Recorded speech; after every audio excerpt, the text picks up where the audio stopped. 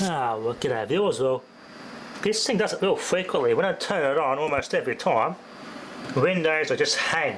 It won't get to the Windows loading screen, it will just hang in a black screen and that's it, doing nothing.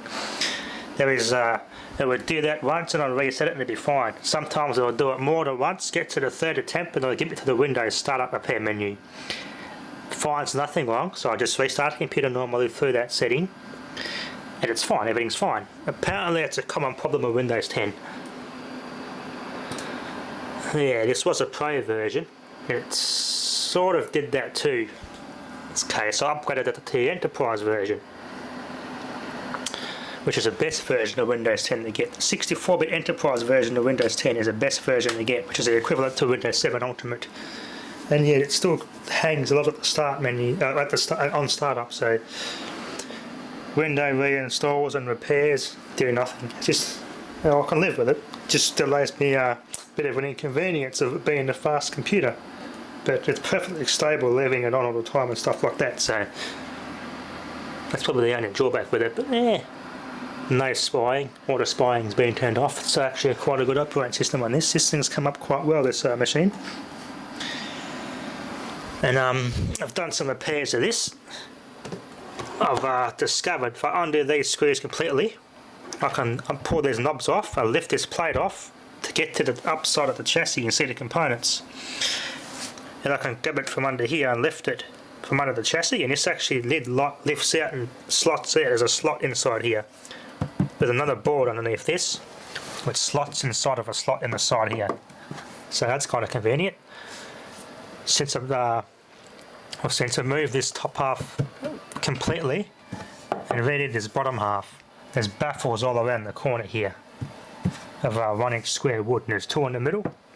I've utilised those to reinforce the bottom. I just put with a staple gun and stapled the bottom off to those main supports inside here.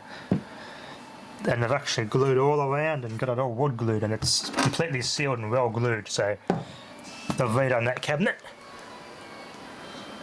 I've also done the same with the speakers because they rattled, and this other speaker, the back fell off it. Yeah, I could lift this up like that, and the bloody board would just lift out altogether. It was just sitting on there. So I fixed that and glued it. You just tap the staplers in carefully. They're not actually doing anything there, but it's all been glued up. I've removed the speaker out of the enclosure completely. And I've had to,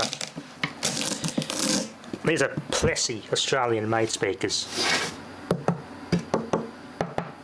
There's a bit of rattle there. So I've got to alleviate all that. There's no acoustic frame in this one.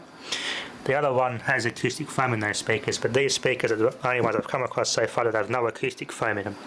A cheaper alternative is to get some towel, thicken up some of the layers of towel, just ordinary bath towel, and stuff them on the backboard, and that would be a really good alternative, and this will sound really good.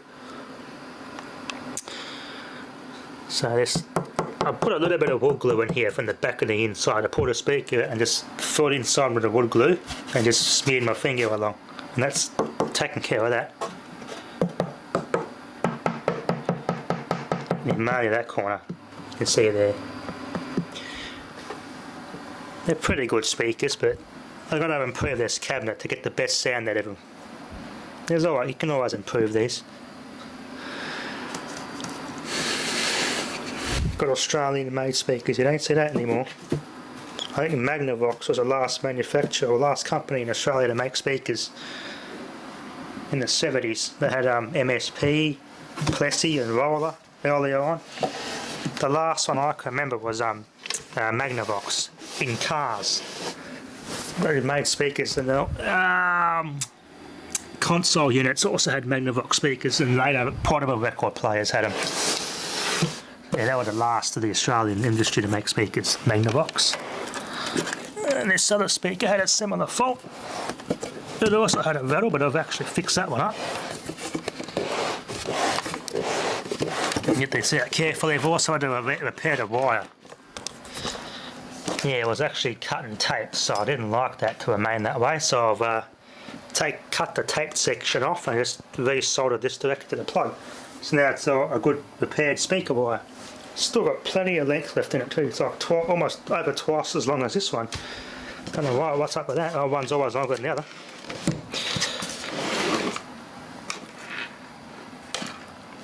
There you go. This is the one I glued.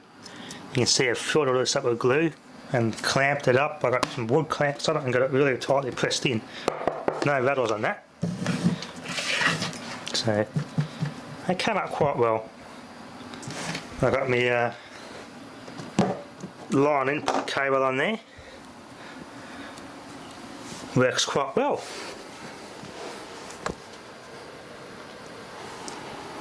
It's not as powerful as the other one though.